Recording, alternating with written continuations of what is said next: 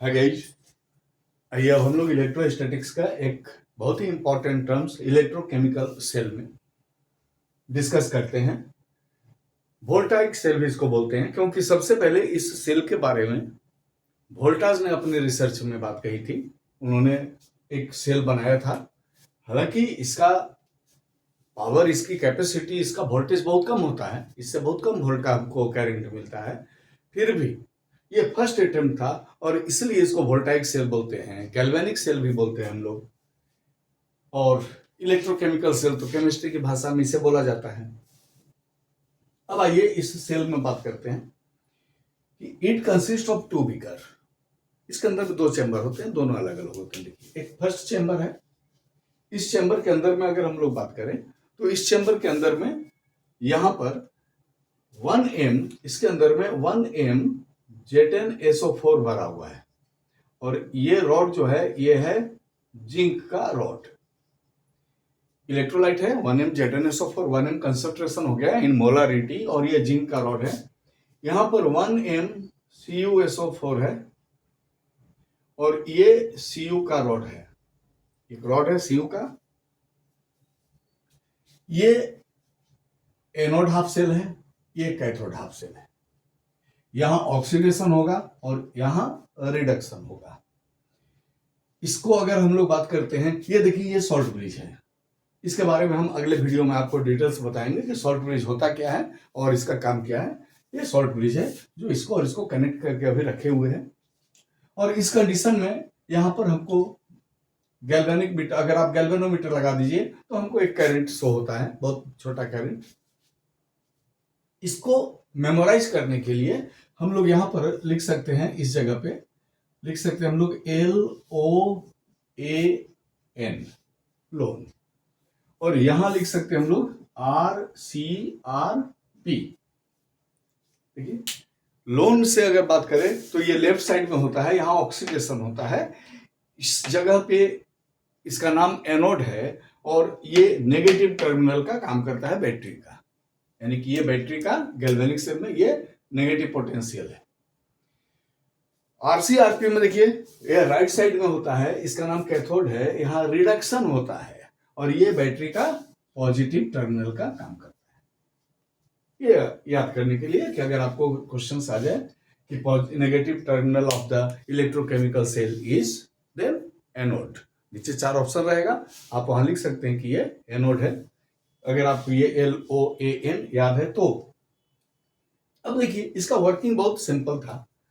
सबसे पहले ये जिंक का रॉड है ना, ये जिंक का रॉड का ऑक्सीडेशन होता है, ये बनता है Zn2 plus 2 electron, Zn2 plus 2 electron.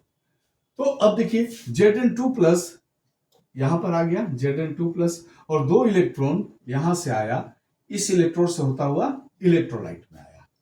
इसको हम लोग बोल देते हैं ऑक्सीडेशन हाफ रिएक्शन। इसका नाम हो गया ऑक्सीडेशन हाफ रिएक्शन। अब ये 2 इलेक्ट्रॉन जब यहां पर आएगा तो इसके अंदर में इलेक्ट्रोलाइट है CuSO4। CuSO4 टूट के बनाता है, देखिए Cu2 प्लस SO4 2 माइनस।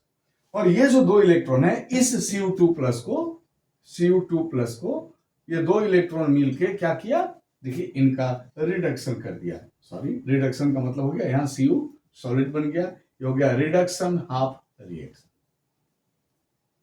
और अगर आप इन दोनों को जोड़ दीजिए तो क्या हो जाएगा, ये और ये कैंसिल, ये तो इलेक्ट्रोलाइट को हम लोग दिखाए थे, तो ये हो जाएगा Zn solid plus Cu2 plus aqueous gives Zn2 plus aqueous plus Cu solid.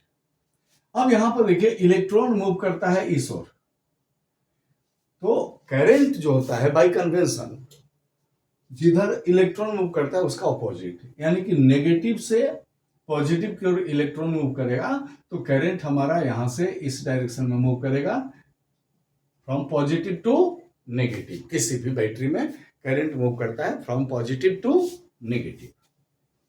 अब देखिए, अब ये गैल्वेनिक सेल है, यहां पे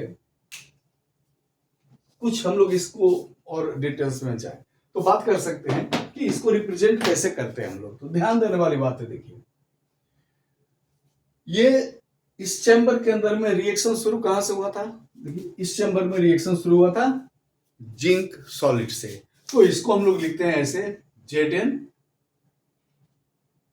और इसका रिएक्शन शुरू हुआ था देखिए CuSO4 से, तो इसको हम लोग लिखते हैं ZnCuSO4 सेल।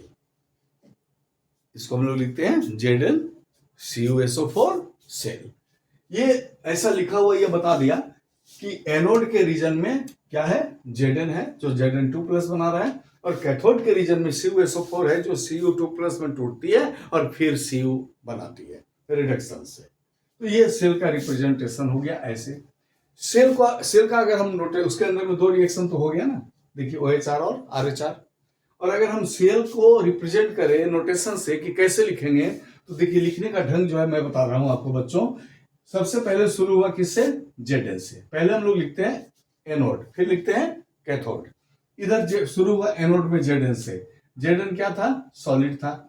स्लैश देखिए Zn2+ एक्वस, देखिए Zn और Zn2+, बीच में ये पैरेलल लाइन होता है। ये पैरेलल लाइन इस शॉर्ट ब्रिज को दिखाता है। इधर चले आइए Cu2+ से स्लैश देखिए क्या बन गया? एक्वस से Cu सॉलिड।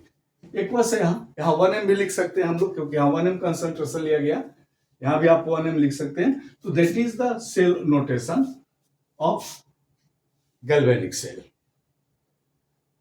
तो आशा करते हैं आपको ये समझ में आ गया होगा, और अगर ये समझ में आ गया तो चैनल को लाइक कीजिए, सब्सक्राइब कीजिए, सपोर्ट कीजिए। Thank you.